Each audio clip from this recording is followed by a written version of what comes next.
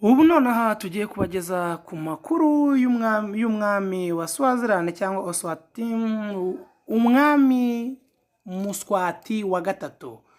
Turabagezaho amakuru ajyanye n'abagore atunze. Kugeza ubu ngubu umwami Mswati atunze abagore 15, ariko umugore we wa 14 yariyahuye. Umugore w'umwami Mswati wa gatatu yiyahuje ibiyobyabwenge. Uyu mugore we yitwaga Senteni Masango, umwe mu bagore be 14 b'ubwami. Mswati wa gatatu yitabye Imana yiyahuye kubera ibiyobyabwenge byinshi. Umwami w'igihugu cya Swaziland Mswati wa gatatu ari mu gahinda nyuma yo kubura umugore we wa 8 wahitanywe n'ibiyobyabwenge cyangwa ibyitwa amitriptyline, nyuma y'uko umurambo we usanzwe mu cyumba aho aryama akajyanwa kwa muganga igitaraganya. Inzobere z'abaganga bagatangaza ko yahitanywe n'ibiyobyabwenge byinshi. Uyu mugore rero ni hatari. Uyu mugore witwa Sentini Masango, umwe mu bagore 14 b'ubwami Mswati wa gatatu, yitabye Imana yiyahuye kubera ibiyobyabwenge byinshi. Umwami w'igihugu Swaziland Mswati wa gatatu ari mu gahinda nyuma yo kubura umugore we wa 8 wahitanywe n'ikiyobyabwenge cya amitriptyline, nyuma y'uko umurambo we usanzwe mu cyumba aho yaryamaga akajyanwa kwa muganga igitaraganya. Inzobere z'abaganga bagatangaza ko yahitanywe n'ibiyobyabwenge byinshi. Amakuru dukesha ikinyamakuru Nairobi News cyatangaje ko inkuru y'urupfu rwe yamenyekanye mu gitondo cyo kuri uyu wa gatanu, tariki ya 6 z'ukwa 4 2018. Umwami Mswati wa gatatu yakoze ubukwe na Santini witabye Imana mu mwaka w'1999, mu gihe uyu mukobwa yari afite imyaka 18 y'amavuko. Umwaka ushize nibwo umwami Mswati wa gatatu yarongoye undi mugore witwa Sifelele Mashwana wari ufite imyaka 19 y'amavuko, aho magingo aya asigaranye abagore 14. Uyu rwose umwami Mswati ubu nonaha rwose akaba yarari mu Rwanda, aho yatembereye rwose igihugu hamwe na perezida wacu dukunda Muzehe Paul Kagame, aho yamutemberezaga igihugu amwereka rwose ibyiza bigize u Rwanda. Ariko ubu nonaha rwose ari muri Uganda, warabarizwa rwose muri Uganda uyu mwami. Noneho turabagezaho iyi nkuru y'uburyo umwami Mswati atoranya umugore azarongora. Dore uko umwami Mswati wa gatatu atoranya abakobwa b'amasugi bavanwamo umwamikazi. Ngaho ndebera nawe ni gute rero. Ndebera murabisanga mu nkuru ikurikiye. Igihugu cya Eswatini aricyo Swaziland cyahoze cyitwa Swaziland, ari nacyo gihugu muri Afurika kigira amahame ya cyami, aho umwami wacyo Mswati wa gatatu ari we ufata ahanini imyanzuro ikomeye mu gihugu. Ni nabwo mumaze imyaka myinshi muri iki kinyejana. Eswatini ni igihugu cyakolonijwe n'Ubwongereza. Usangwa imibereho yayo ya buri munsi ntaho ijya gutanira n'Abongereza. Urugero nko gufata icyayi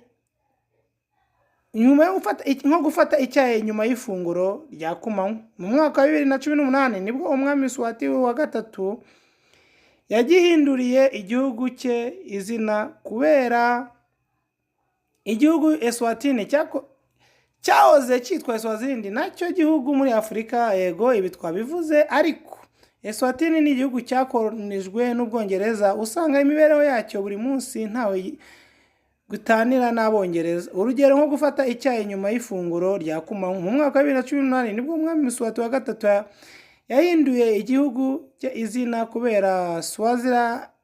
kubera ko Swaziland yajyaga kuvugira nka Switzerland, Ubusuwisi, igihugu cyo ku mugabane w'Uburayi. Gusa ni ingingo itaravuzweho rumwe n'abantu.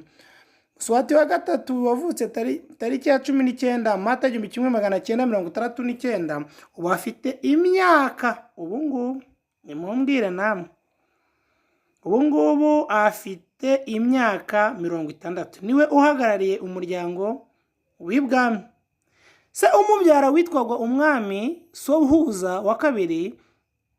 Byagenze gute ngo arongore abagore 15? Umwami Muswati wa gatatu ufite abagore 15, nibwo leta imugenera abagore 2 gusa.